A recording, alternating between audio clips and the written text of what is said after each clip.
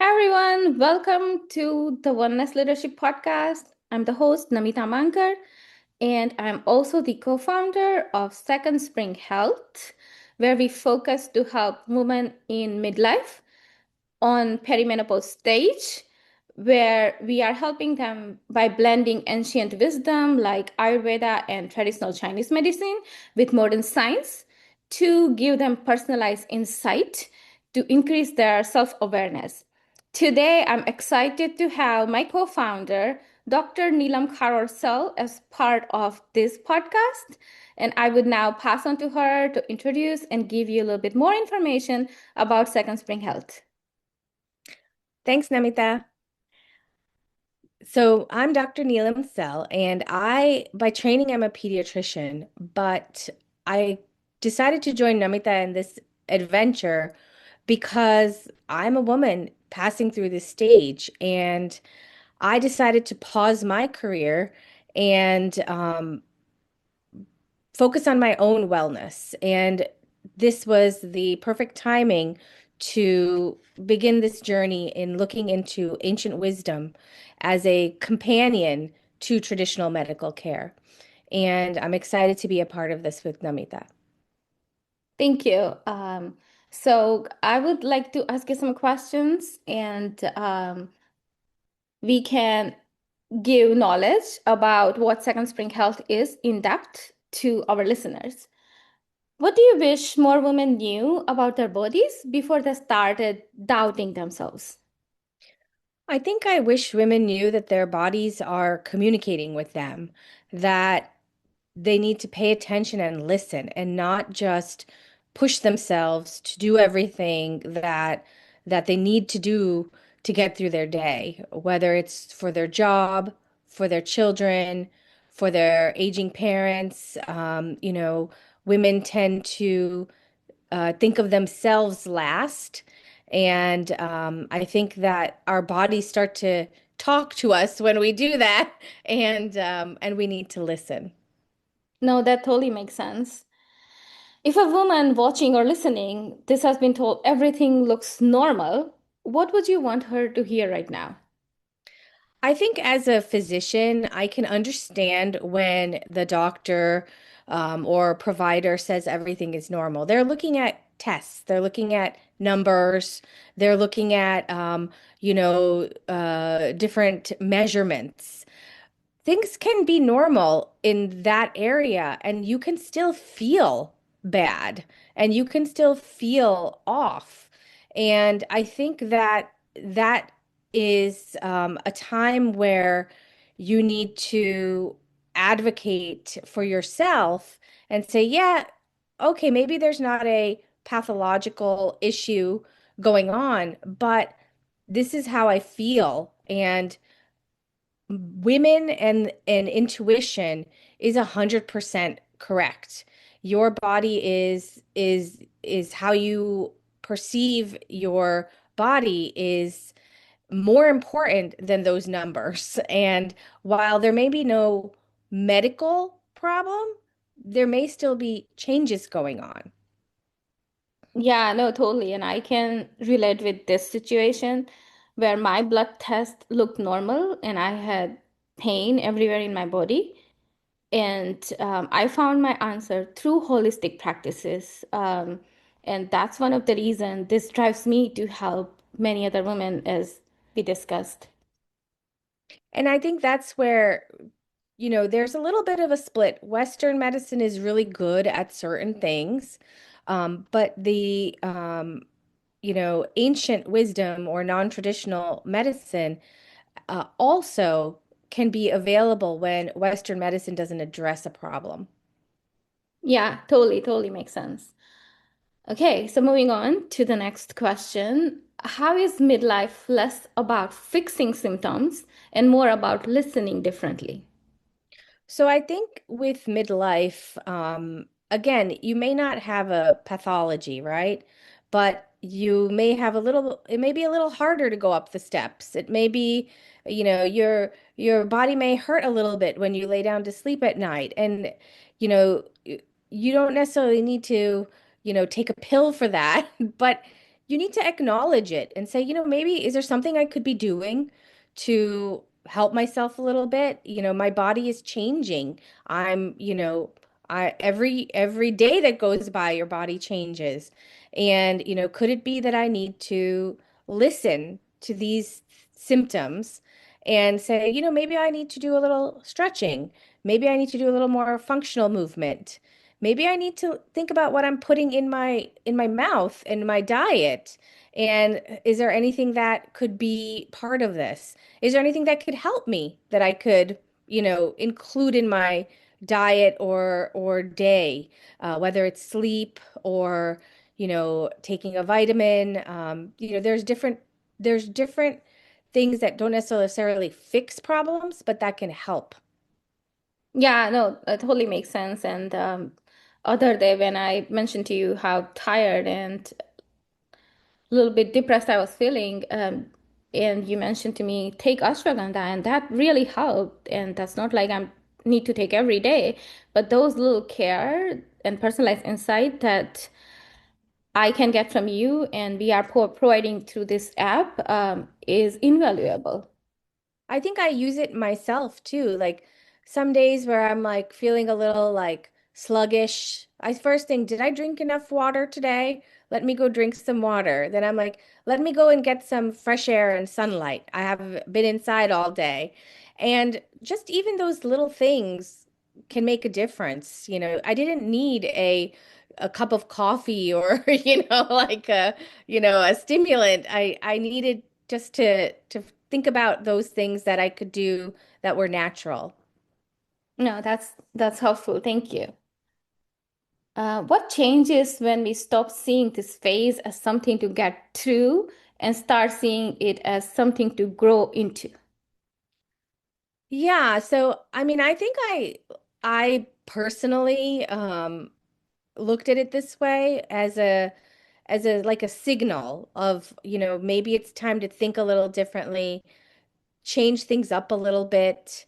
It's not just like, oh, I have to just get through till the next phase of, my age or health, but like maybe it's a really good time to get these messages from our body to say, let's focus on diet, let's focus on wellness, that before, I'm 70 years old, I will start now. My body's telling me, "Hey, do something right now," And I think that if you look at it that way, it's actually the perimenopausal symptoms and signals can be really helpful.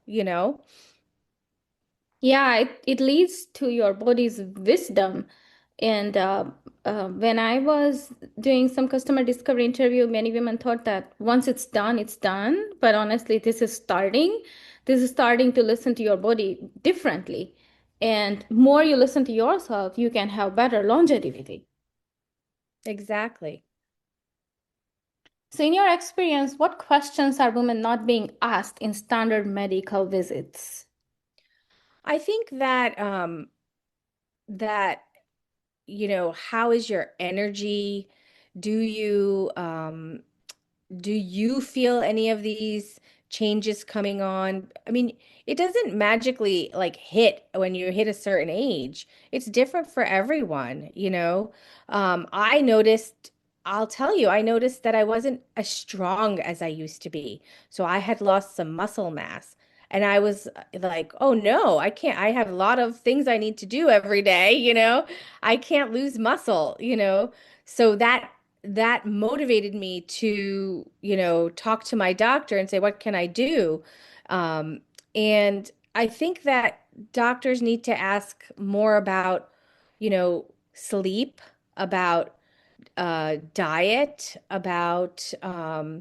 you know, about your movement every day, not just whether you hit the gym, but how are you moving every day? How can you get in and out of your tub, without pain? I think that doctors need to ask more about, um, not just hot flashes, but just generally like, are you moodier than usual? People don't realize. People think that, oh, women are expected to have things like that happen. And and we're not. We don't have mood swings for no reason, you know? We don't have hot flashes for no reason. Um, Doctors need to be asking more about these subtle changes. No, that definitely makes sense. And one thing that I would say that I sometimes miss that, even though I was working with very good doctors and they paid enough time and attention.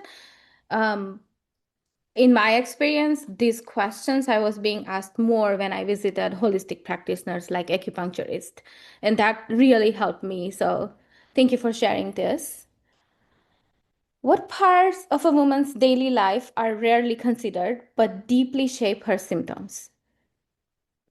I think one of the things that is rarely considered for women in general is all of the mental work you do every day. Whether it's thinking about your parents and planning things for them, whether it's for your kids, whether it's for your household. I think that that we carry a load of of that mental work, and I think that um, constrains us a little bit um, when we have to do things for our own wellness. And I think that if you ask a woman about their like mental load, you will hear a lot. You know, I think you will hear a lot more than women, you know, they don't expect to be ever asked about it. And so no one ever talks about it. So I think that's one of the things that, and the mental load affects everything, right? It affects your sleep, it affects your stress, it affects your eating. Some people eat because of it, you know, it affects a lot of things. Yeah.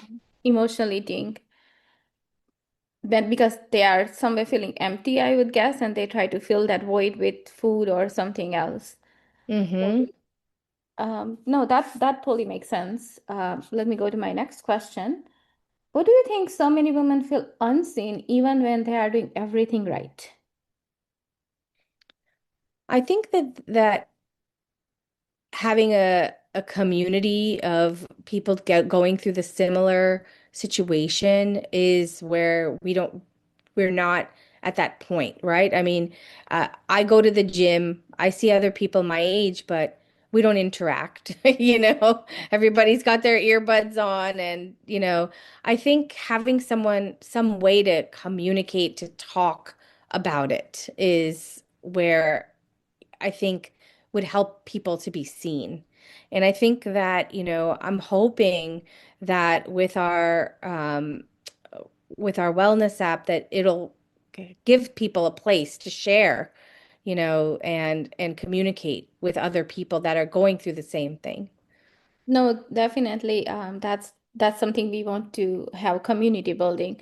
Yeah, I totally can resonate because when I was talking to many women during customer discovery, I see that they post on social media frequently, but that is still not one-on-one connection where someone is there to support you.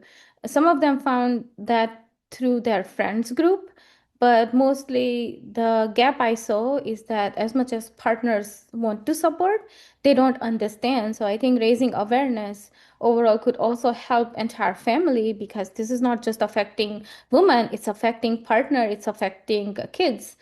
And what I'm reading and getting during my customer discovery a lot is that many times divorces happen during this time just because there is a lack of understanding and support, not out of maybe love.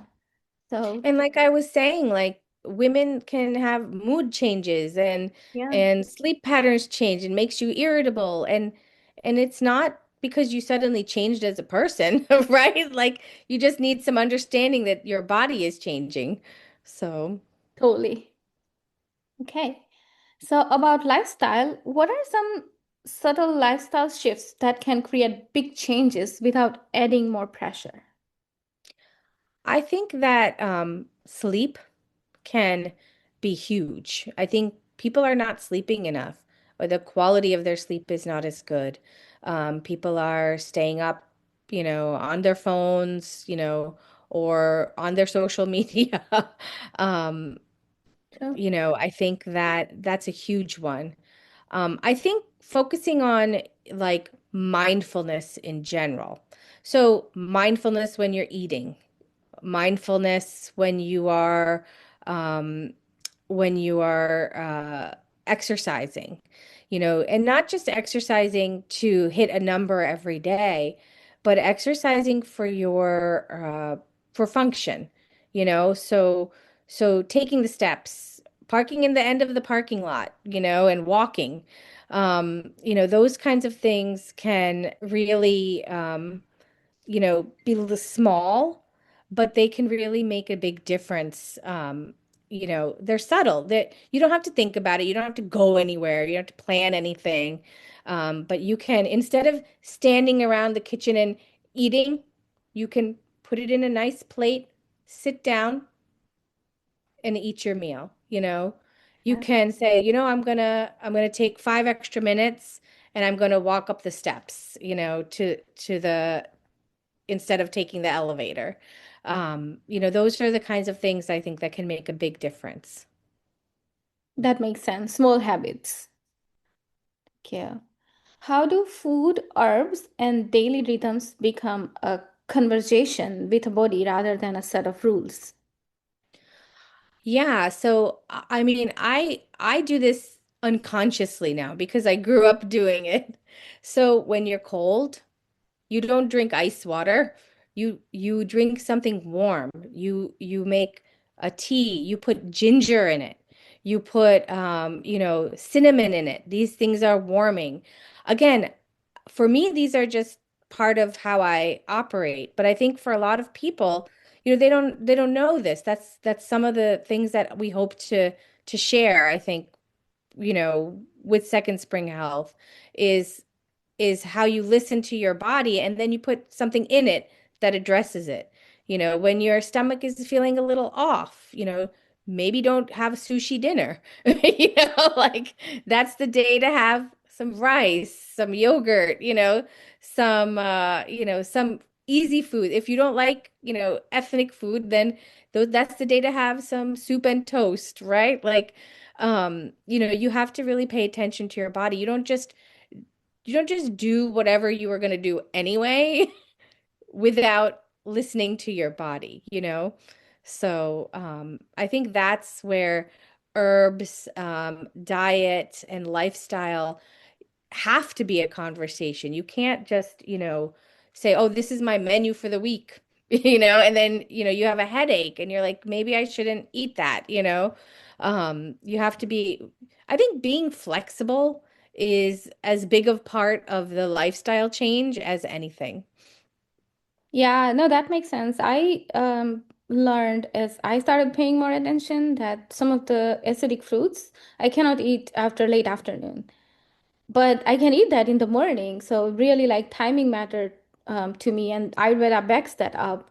One of the things that I was being aware, made being aware by my acupuncture is that I cannot digest raw onion well, and those are the things that I learned because I started being close to ancient wisdom, and they reminded me to listen to my body. And I understand that it's just not like I'm unique. It's like every day is unique. There are no set of rules. And what was the truth in your 20s may not be the truth now, right? Yeah. So, No, absolutely. Thank you. Okay, so now I'm going a little bit on personalization because our app focus is on personalization. Why is there no one size fit all answer for midlife women? I mean, I think it's as simple as every woman is different. And while there may be categories that can be similar for women, I think that it really is like every body, every ecosystem within the body is unique. And, that's why one size fits all doesn't work. And that's why, like, just like, a single prescription doesn't work, like it has to be tailored to you. Your gut is different, your skin is different, your hair is different. And even within one ethnicity, there are differences, right? There's no people that are the same if they aren't twins. So so I think that's why the one size fits all approach hasn't worked. I think saying, "Oh, you need to eat, 20 grams of protein a day." Okay, that's a starting point, but it may not be true for everybody. Some people may need a little bit less, some people may need a little bit more. And I think that's where the personalization is so important. Yeah. No, I can totally relate to that. And I think it's some days your digestion is good and some days it's not. Some seasons as well. And I know that all of this is backed up by, again, ancient wisdom. Yeah, I mean, just think in the summer, the things that you crave, your body craves, you don't want to touch them in the winter. Like if you put a watermelon in front of me right now, I would not want to eat it at all. But in Yeah. the summer, I mean, that's all I eat. So Yeah, it totally makes sense. So I know that we are focusing on personalization based on ancient wisdom. And how do you personalize insights change the way a woman relate to her symptoms? Because I know they are logging symptoms, they are logging their lifestyle, and now we give them personalized insights. So I think that it makes it more relevant to the woman. I mean, for me, it would make it where I felt like, again, number one, I was being seen and heard. Like, okay, this is addressing my symptoms, not just a rote set of, recommendations that you would see on, Instagram or, any of the other social media sites.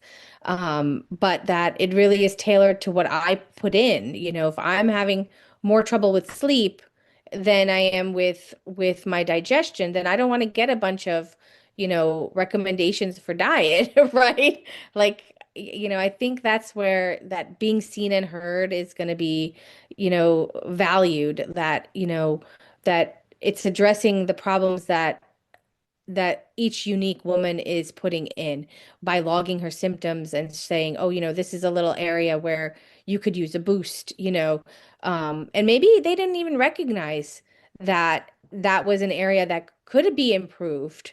But Yeah. by logging their symptoms and getting the personalization, it might give you a new insight, Yeah.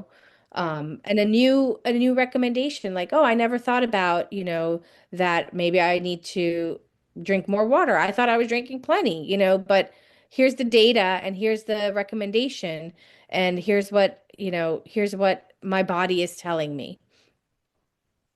That totally makes sense. And you mentioned about social media, and I think that is overwhelming and confusion going on. Now, I'm not saying there are not some good doctors or practitioners who are having some good video, but one of the things that I noticed as I started getting a little deeper in understanding my body is that the advice is still generic because they are targeting thousands of users, social media users and viewers.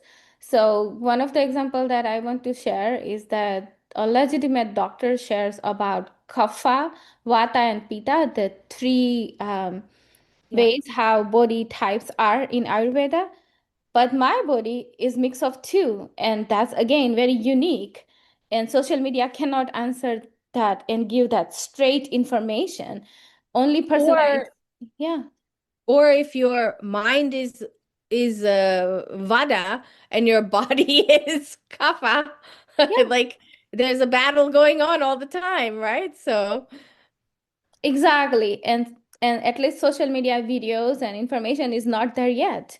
But no, no, that's there. what's, yeah. Like you said, it's very generic. It's as if you're addressing, like a textbook almost, right? Yeah. Where you're giving some basic information, and that's where I think it doesn't work, because if you really want, Ayurveda is all about personalization and making specific recommendations. And I think that I agree. Social media is, if people think that's all there is, then it's good that, hopefully we'll be giving a different approach.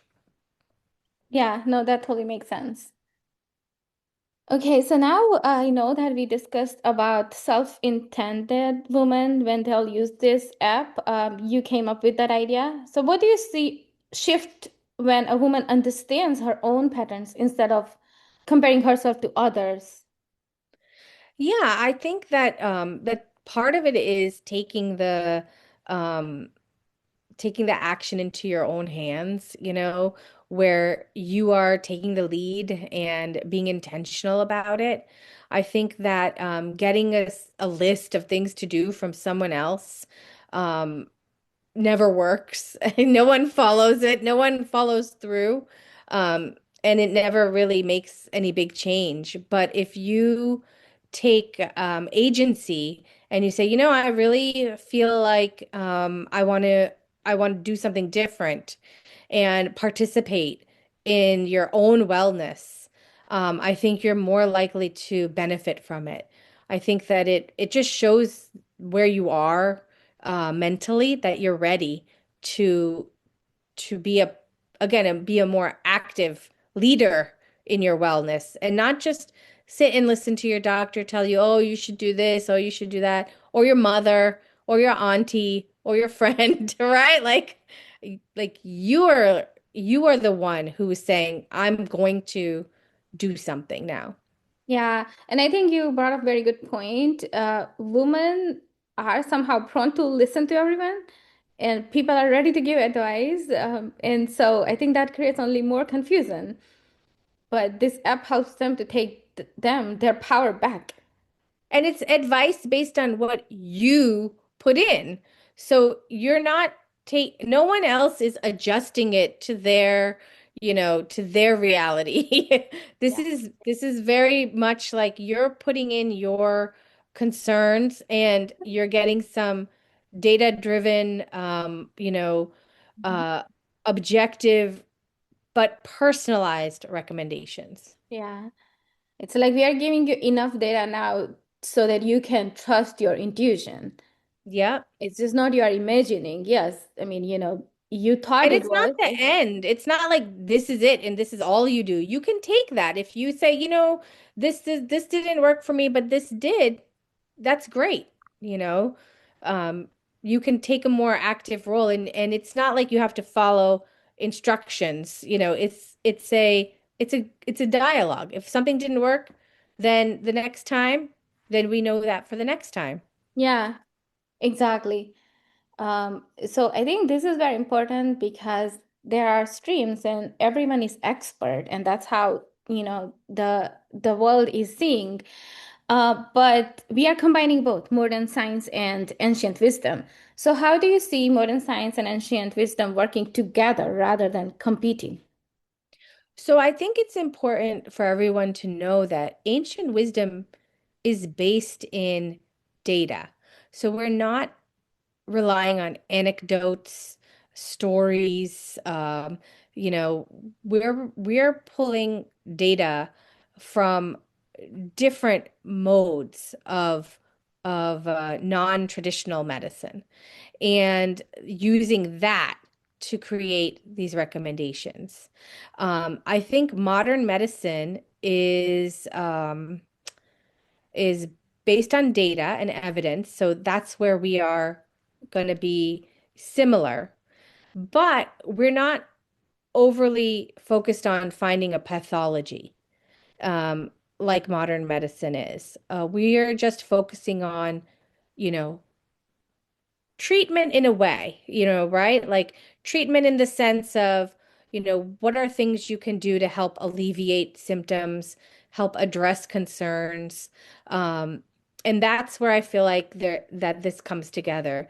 This is using what's typically referred to in modern medicine as non-traditional medicine, which has its own, uh, you know, and large and well referenced data in other cultures, and then we're bringing it over into this culture where we're gonna, I guess, format it in a way that people are used to, right?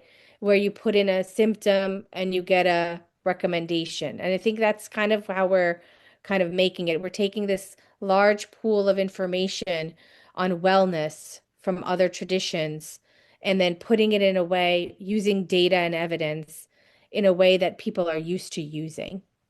Yeah, that makes sense. And one of the things that reminded me when you said about this medicine, I would say like one thing I want to clarify the difference in the sense modern medicine is many times about taking pills or medications.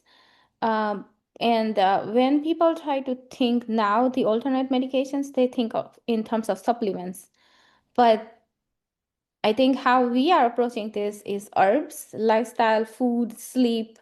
So we are seeing a person as a whole because that's actually what ancient wisdom or alternate medicines are, not just supplements. So I think No, that, no, yeah, completely agreed. And that's, I guess I didn't specifically say that, but like we're not looking to give you a pill yeah, or sell you anything yeah, um to to quickly fix because there is no quick fix. And I think that's the ancient wisdom is like you exactly. said, it's you as a whole and from your stress level to your sleep to the diet that you put in your body to the activity that your body does, like everything works together and looking at it from that direction. Agreed, completely agree. Yeah, And that's where I guess the word holistic comes in, right? Like all medicine should be holistic, but it's not. And modern medicine has gone away from being holistic to being very laser focused. You know, if your neck hurts, the doctor only looks at your neck. They don't think like, oh, maybe, you know, maybe this person like, also has a back problem, right? Like, and like this takes it a step away, like you said, using that ancient wisdom of, you're a whole person and every part interacts with each other. yeah. Yeah, absolutely. And again, I can give my example when I went to acupuncturist almost now 2.5 years ago. I had joint pain and she started treating my liver meridian, which would not make sense to me initially, but it did. And now I go to her and I talk to her about, my perimenopause stage. She sometimes treats kidney meridian again, like, that is very much relating to your whole body instead of just focusing on like, okay, this one symptom. So I could see and um, get benefited from this holistic approach myself.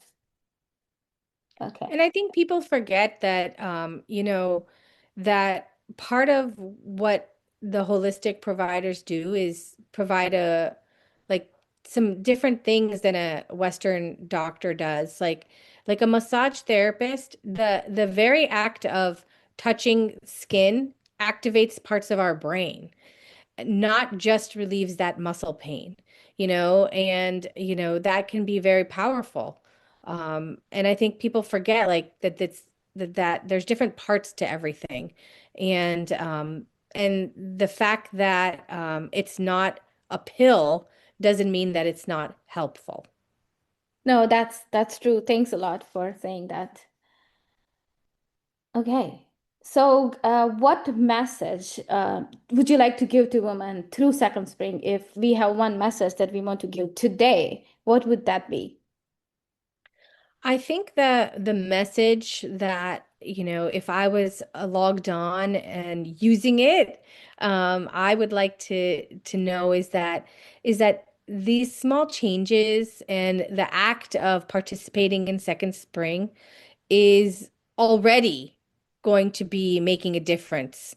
That starting down the path of working on my own wellness and looking at myself not as just uh, you know, um, uh, my hormones are off or my hair is thinning, like, but looking at myself in a different way as a big picture, even while logging specific symptoms, but it's looking at myself as a whole person and that everything is related and linked. And I think that's where I feel like women, um, the message is so important. It's like all of this it's all linked and it's all important.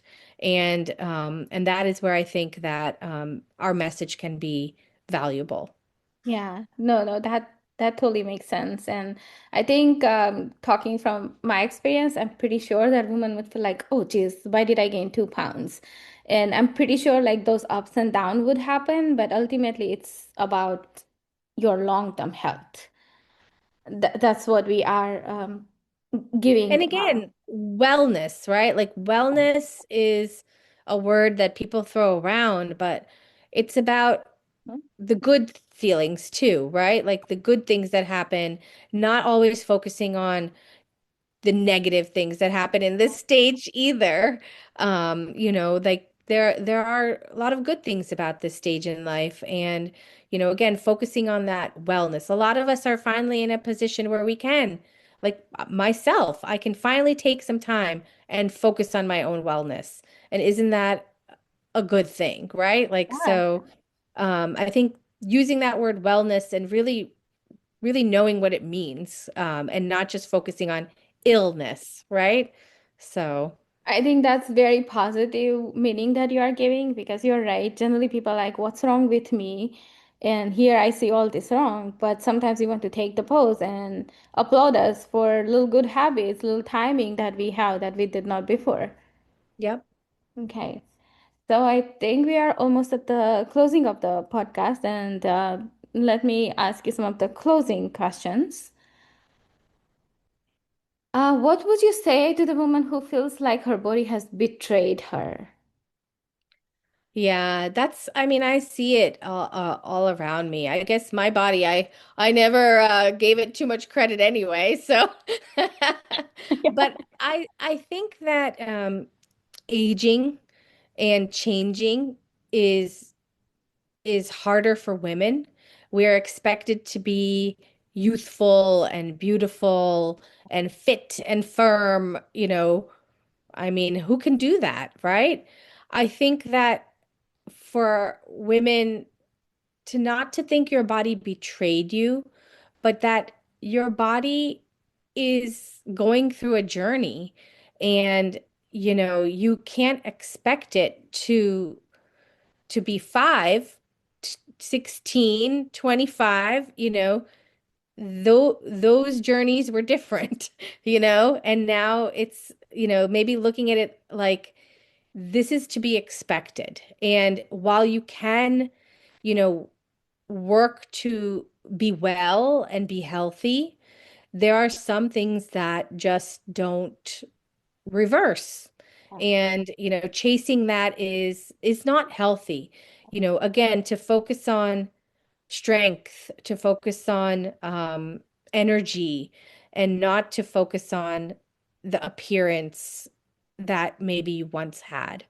I think that it's a bit of a mindset change, I mean, everybody looked good when they were 20, right? So, looking back, I'm like, why did I ever complain about anything? But, maybe looking at it more as a journey that you're going on, and aren't we lucky to be here, and going through the journey? Yeah, it's a stage of life, as you said. It's just everyone goes through. Men go in their different way. So there is nothing to feel that, oh, I'm woman and I'm cursed. And those are the words I read, and I felt really sad. I think when you can accept this journey, then it's really beautiful. And I think part of it is society puts a lot of pressure on women to always look good, to always, fit in the same clothes and, be fashionable and, like, I think it starts in the little girls even. And, again, it takes a real mindset change to break away from that. Yeah, I think women has molded their identity with that. And sometimes also one of the things that I did not ask you, but yet, but I think that I heard from many women is like they are making now peace with them. Even though they never wanted kids, they will never have kids. Hmm. Like that's the mindset I see, and the regret they still feel. I think that's all happening because they think their identity as a woman to give birth. And some of them, were lucky, had healthy kids, and some of them just never had one. But I think when you again accept that this was your life journey and you lived it well, I think that's something that you can make peace in this stage as well. And if you like to have some thought, I'm pretty sure you you have heard that from other women as well. Yeah, and I think like I mean, my mom started to say something when she was nearing the last years that we had her. She said, "Neelam, don't look back, only look forward." And I was like, that's really smart because as you get older, you do kind of feel like looking back. No, And maybe that's not a good idea. Maybe, maybe that's not necessary, right? Maybe we all need to just turn and look forward and not worry about what was behind us, and I think that that's kind of like the similar mindset that I apply to my physical health. Whatever choices I made before, well, let me make better choices now. Let me look forward. yeah, no, that's really deep message. Thank you for sharing. And I think that's what second spring is. We have this name because this is really like the second spring for women. They are now rising in their wisdom. If you look according to Ayurveda, it's like rising from your Pitta to Vata stage, which is like more air ascending. And same thing that TCM, traditional Chinese medicine, has is that you are rising into your second spring. So this is something that we want to welcome with this positive energy and mindset.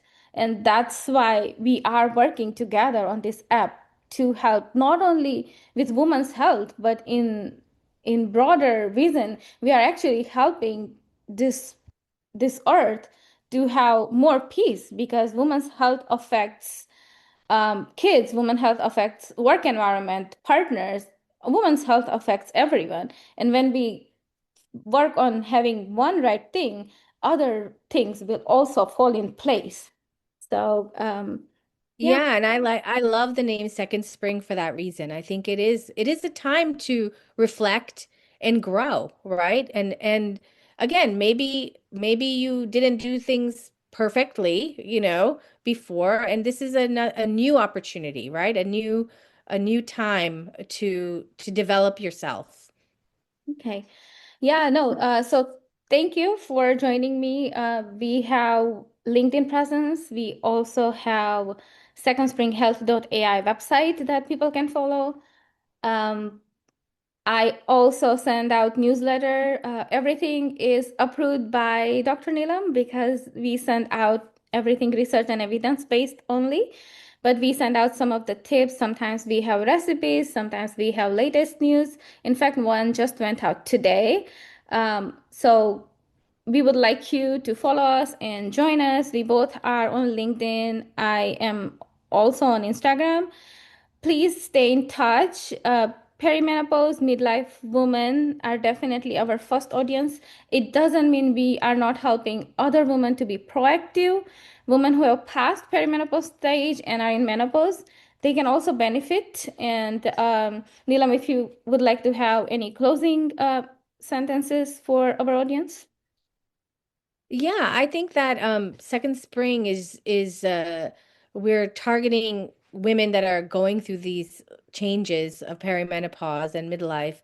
But I think the benefits are for any woman and any person really, I think that incorporating this wellness mindset is going to be so important that, people who are trying to improve their health and where Western medicine maybe isn't filling all of the needs, it can really be, a, a very good way to find other things that you can do to work on your wellness.